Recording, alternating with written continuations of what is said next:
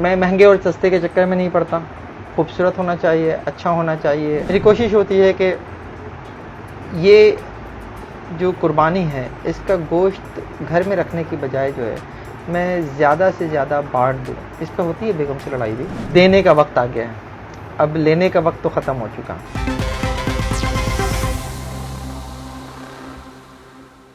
अस्सलाम वालेकुम नाज़रीन, मैं हूं फैज़ान सेठार और आप देख रहे हैं GNM+। आप सबको ईद उल अज़हा बहुत बहुत मुबारक। सो आज ईद का दिन है, सो हमने सोचा आज क्यों ना अपने प्यारों से हटकर एक ऐसे प्यारों के साथ आज ईद का दिन सेलिब्रेट किया जाए। सो आज मेरे साथ एक ऐसी पर्सनालिटी मौजूद हैं जिनका अगर मैं तारुफ़ भी करवाऊँ तो तारुफ़ के किसी की मोहताज नहीं है। सो आज मेरे साथ मौजूद हैं फ़हीम सिद्दीकी। सर अस्सलाम वालेकुम। वालेकुम अस्सलाम। सर सबसे पहले खैर मुबारक आपको भी हमारी तरफ से। सर ईद मुबारक। सर कैसे हैं आप? अल्लाह का लाख लाख शुक्र। सर कैसा चल रहा है सहाफ़ती किरदार? हाँ बस अभी तो सहाफ़ती किरदार से ज़्यादा जो है अभी तो छुरी और बुग़्दे का कारोबार चल रहा है। और अभी जो है वो जानवर को कुर्बानी करके आए हैं। तो आपके सामने बस सज धज के बैठे हैं। अभी फिर उतर जाना है ये कपड़े और फिर जो है अभी हमने छुरी और बुग़्दा संभाल लेना है, बोटियाँ बनानी हैं, फिर लोगों के घरों तक पहुंचानी है, उसके बाद देखेंगे सहाफ़त। सर आज ईद का बहुत बड़ा दिन है, तो आप सबसे पहले आपका बहुत बहुत शुक्रिया कि आपने हमें इस बिजी दिन में भी टाइम दिया। तो ईद का दिन कैसा जा रहा है वैसे? क्योंकि पहला सवाल मैंने आपसे इसलिए किया क्योंकि वो बहुत अहम सवाल था, तो मेन सवाल यही है। नहीं, ईद का दिन डेफिनेटली जो ये बकरा ईद का दिन होता है ये थोड़ा सा टफ होता है इस हवाले से कि आपको सुबह सुबह नमाज के फ़ौरन बाद जो है वो कसाई तलाश करना पड़ता है। तो ये बहुत मुश्किल काम होता है, लेकिन अल्हम्दुलिल्लाह मैं इसमें कामयाब रहा। और कसाई जो है हमने पहले से ही थोड़ा सा उसे कर लिया था, बावजूद इसके कि उसने ये दावा किया था कि वो फजर से पहले आ जाएगा हमारे पास और नमाज से के बाद जो है फ़ौरन वो कर देगा। थोड़ा सा टाइम लगाया उसने और उस वक्त जो है दिल बहुत तेज़ तेज़ धड़क रहा था कि पता नहीं आएगा नहीं आएगा, क्योंकि एक आध दफ़ा ये हो भी चुका है। अच्छा, खैर वो आया और उसके बाद उसने जो है वो कुर्बानी की है। अब वो खाल उतार रहा है। अच्छा, और हम यहाँ बैठकर जो है आपसे बात कर रहे हैं। थोड़ी देर के बाद जो है उसके बाद ज़ाहिर है जो ईद के आज के दिन की एक रूटीन होती है वो है कि भाई अब गोश्त बांटने निकलेंगे दोस्तों के यहाँ, रिश्तेदारों के यहाँ, औरबा के यहाँ, जहाँ जहाँ जा सकते हैं। मेरी कोशिश होती है कि ये जो कुर्बानी है इसका गोश्त घर में रखने की बजाय जो है मैं ज़्यादा से ज़्यादा बांट दूँ। इस पर होती है बेगम से लड़ाई भी। सर आप रखते हैं वैसे? बेगम रखना चाहती है और मैं नहीं रखना चाहता, तो वो हम दोनों के दरमियान एक टसल जो है आज के दिन रहती है। तो मेरी कोशिश ये होती है कि जितना निकल सकता है ना वो शॉपर्स में बन के वो बाहर के बाहर ही चला जाए घर में आने से पहले पहले। तो ये होता है और मेरा ख्याल है यार घर में होता होगा। तो बस ये है, थोड़ा सा आज का दिन इस हवाले से टफ रहेगा। अच्छा सर ईद का दिन है, बचपन तो याद आ रहा होगा कि बचपन में ईद भी मिलती होगी, तो वही सिलसिला शुरू से अभी तक चलता हुआ रहा है जहाँ वो ख़त्म हो गया सिलसिला? देखिए वो तो ख़त्म हो गया, फिर वो वैसे भी जो है वो हम ये कहते हैं कि वो मीठी ईद पे ज़्यादा होता है। तो आज इस ईद पे तो इतना ज़्यादा ये नहीं होता, लेकिन ये है कि अब देने का वक्त आ गया है, अब लेने का वक्त तो ख़त्म हो चुका। और ज़ाहिर है जब आप छोटे होते हैं तो जो आपके बड़े होते हैं वही आपको ईदी देते हैं, फिर जब आप बड़े होते चले जाते हैं तो फिर ज़ाहिर है ज़रूरी नहीं है कि वो तमाम लोग जो आपको ईदी दिया करते थे उनका साया आपके सर पे सलामत रहे। बहुत से लोग इस दुनिया से जा चुके हैं जिनसे हम ईदी लिया करते थे, छीन के लिया करते थे। तो अब तो सिर्फ देने की बारी है और लेते देता हूँ। कौन देता है? अब तो कोई देने वाला रहा नहीं। मेरा तो ऑफिस में भी यही सिलसिला होता था कि मैं बड़े मज़े से ईदी बांटता था, बड़ी खुशी से बांटता था। मेरा ये होता था कि मैं 180 रुपये मेरी ईदी जो है वो बड़ी मशहूर है कि मैं हर गड्डी 100 की, 50 की, 20 की और 10 की गड्डी रख के सब में से एक एक नोट निकाल के 180 रुपये देता हूँ। तो मैं अपने स्टाफ को तो बड़ा मज़ा आता था, सब लेते थे। और लेकिन ये घर में नहीं चलता यार, घर में बहुत ज़्यादा ईदी देनी पड़ती है। अच्छा सर सहाफ़ती किरदार में एक चीज़ आती है लिफाफा जर्नलिज्म, क्या वो ईद वाला लिफाफा होता है या कोई और होता है? देखिए येलो जर्नलिज्म ना हमेशा से है और इस येलो जर्नलिज्म को कभी आप लिफाफा जर्नलिज्म कह लीजिए, कभी आप कुछ और कह लीजिए, फ़ायदा उठाना मुख्तलिफ हवालों से, वो बेसिकली येलो जर्नलिज्म है। और ये है हमारे यहाँ, ऐसा नहीं है कि नहीं, मैं इसको बिल्कुल तो रद्द नहीं कर सकता क्योंकि मुझे तो बहुत से ऐसे वाक़यात का मैं शाहिद भी हूँ जहाँ जर्द सहाफ़त के हाथों बहुत कुछ हुआ है, तो डेफ़िनेटली ये होता है। और जो हमारे येलो जर्नलिज्म करने वाले दोस्त हैं, उन्होंने दोस्त मजबूरन में कह रहा हूँ, वो तो ये लिफाफे लेने का उन्हें सिर्फ मौका चाहिए होता है, वो ईदी का दिन हो या कोई और ख़ास मौका हो, वो ये लिफाफा लेने कहीं भी और कभी भी पहुंच जाते हैं। तो डेफ़िनेटली ये हमारी सहाफ़त का एक मैं समझता हूँ कि दाग है जो कुछ लोगों की वजह से हम पर लगा हुआ है।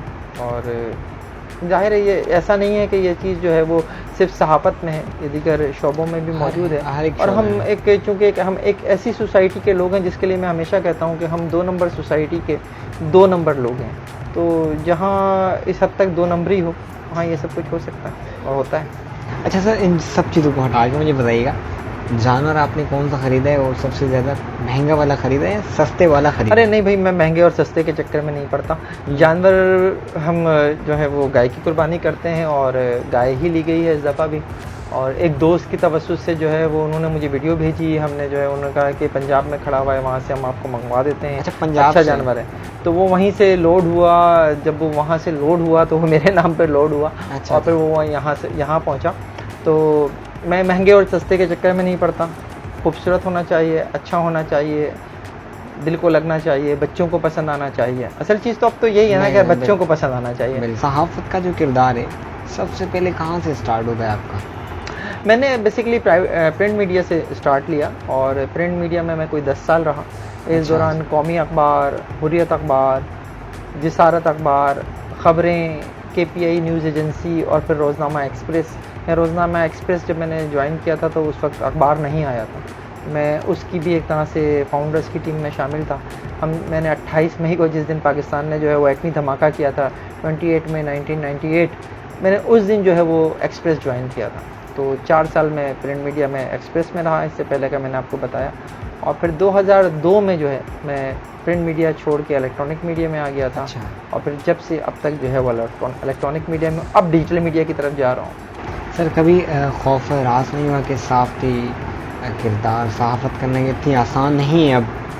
तो देखिए, खौफ और राज किस बात का, अगर आप हक और सच बात कहना चाहते हैं तो सबसे पहले तो आपको जो है अपने अंदर से खौफ को निकालना पड़ेगा। अगर आपके अंदर खौफ है तो फिर आप कैसे जो है वो हक बात और सच बात कर सकते हैं।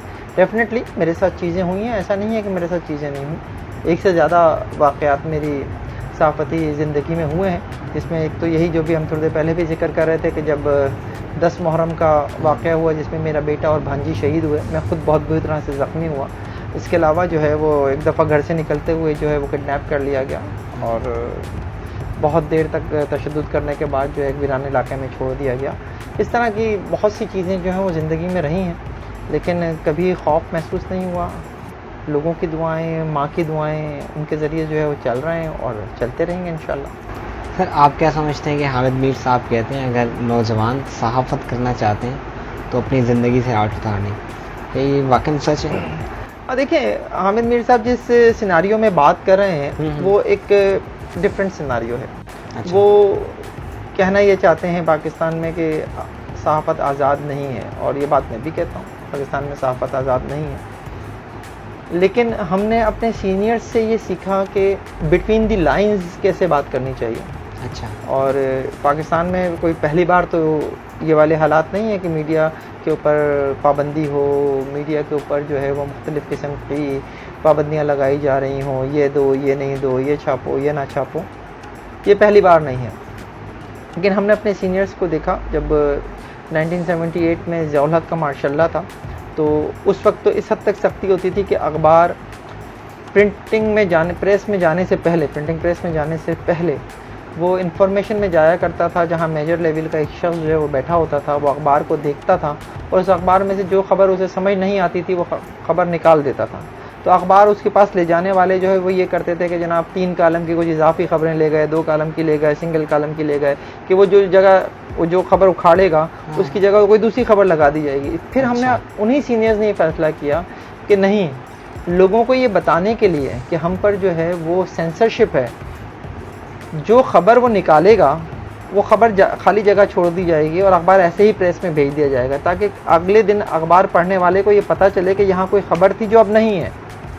और यकीन नहीं, ताकि वो खबर उनको पता चले कि यहाँ कोई खबर थी जो अब नहीं है, प्रेस में जाने से पहले उस खबर को हटा दिया गया है। तो उससे लोगों तक जो है एक मैसेज जाना शुरू हुआ कि पाकिस्तान में प्रिंट मीडिया के ऊपर किस किस्म की सेंसरशिप है। तो ये सिलसिले जो हैं ये आज भी हैं और इसी तरह से हम काम करते हैं, इसी तरह से बिटवीन दी लाइंस बात करते हैं। हमें अपनी बात करनी है, किसी को बुरी लगती है, डेफिनेटली लगती होगी, लेकिन हम अपना काम जो है वो कर रहे हैं और करते रहेंगे। अच्छा सर, जो आने वाले नौजवान हैं सहाफ़त को जिन्होंने चूज़ किया है, जो आ रहे हैं, उनके लिए क्या पैगाम देना चाहिए? देखिए, मेरा बहुत ही सिंपल सी और सादा सी मैं बात करता हूँ कि देखिए पाकिस्तान में ज़ाहिर है सबको पता है, ये बात कोई ढकी छुपी तो है नहीं कि सहाफ़त आज़ाद नहीं है। तो आप अगर इस प्रोफेशन को चुन रहे हैं तो फिर आप ये सोच कर आइएगा कि आपको कभी भी मुश्किल हालात का सामना भी करना पड़ सकता है। डेफिनेटली ये भी है पॉसिबल कि आप इस प्रोफेशन के तौर पर अपनाएं तो आपको अच्छी कभी अर्निंग भी हो जाए और कभी ये भी पॉसिबल है कि आप जो है वो महीनों तक के लिए बेरोज़गार भी हो जाएं। कभी आपकी कोई बात किसी को बुरी लग जाए तो आपको कोई नौकरी से निकाल दे या निकलवा दिया जाए, तो ये सब कुछ हो सकता है।